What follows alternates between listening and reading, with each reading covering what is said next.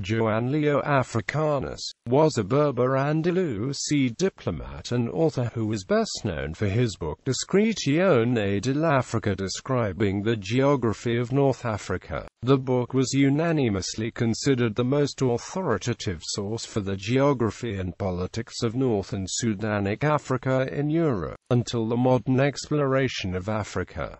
For this work, he became a household name among European geographers. A fictionalized version of his life is the subject of an eponymous novel by Amin Maalouf, Biography. Most of what is known about his life is gathered from autobiographical notes in his own work. Leo Africanus was born as Al-Hassan, son of Muhammad, in Granada, Islamic Spain, around the year 1494. The year of birth was estimated from his self-reported age at the time of various historical events. His family moved to Fez soon after his birth.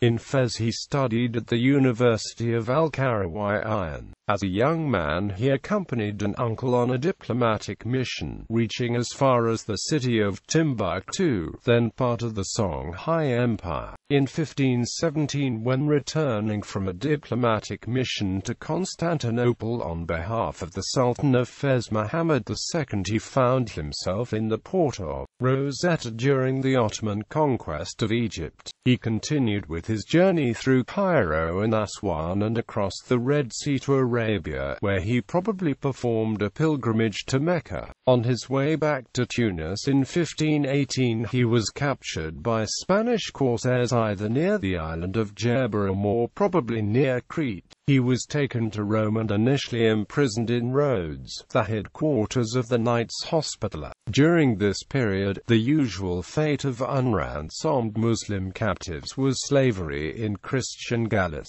But when his captors realized his intelligence and importance, he was moved to Castel Sant'Angelo in Rome and was later presented to Pope Leo X. He was soon freed and given pension to persuade him to stay. He was baptized in the Basilica of St. Peter's in 1520.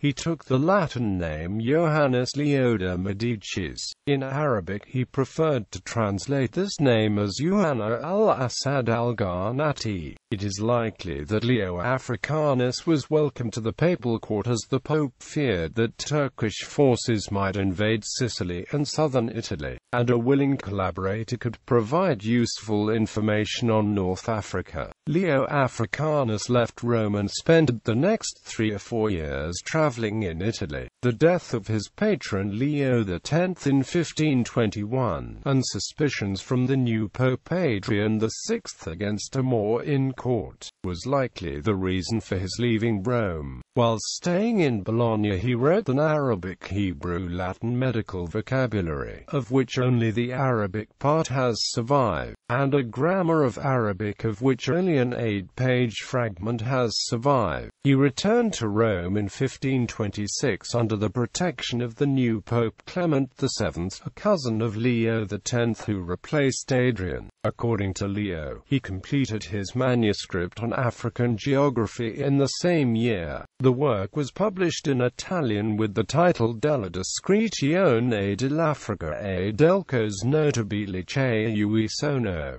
a Giovanni Leone Africano in 1550 by the Venetian publisher Giovanni Battista Ramusio. The book proved to be extremely popular and was reprinted 5 times. It was also translated into other languages. French and Latin editions were published in 1556, while an English version was published in 1600 with the title A Geographical History of Africa. The Latin edition, which contained many errors and mistranslations, was used as the source for the English translation. There are several theories of his later life, and none of them are certain. According to one theory, he spent it in Rome until he died around 1550, the year Description of Africa was published. This theory was based on indirect allusion in a later preface to this book. According to another theory, he left shortly before the sack of Rome by Charles V's troops in 1527. He then returned to North Africa and lived in Tunis until his death, sometime after 1550. This was based on records by German Orientalist Johann Albrecht Widmanstätter, who arrived in Italy and planned to travel to Tunis to meet Leo, who had since reconverted to Islam. Yet another theory said that he left Tunis after it was captured by Charles V in 1535 for Morocco, his second home country after Granada, where his relatives were still living. This was based on the assumption that Leo, having left Granada, would not have wanted to live under Christian Spanish rule again, and his wish that he wanted to ultimately return to his home country, by God's assistance.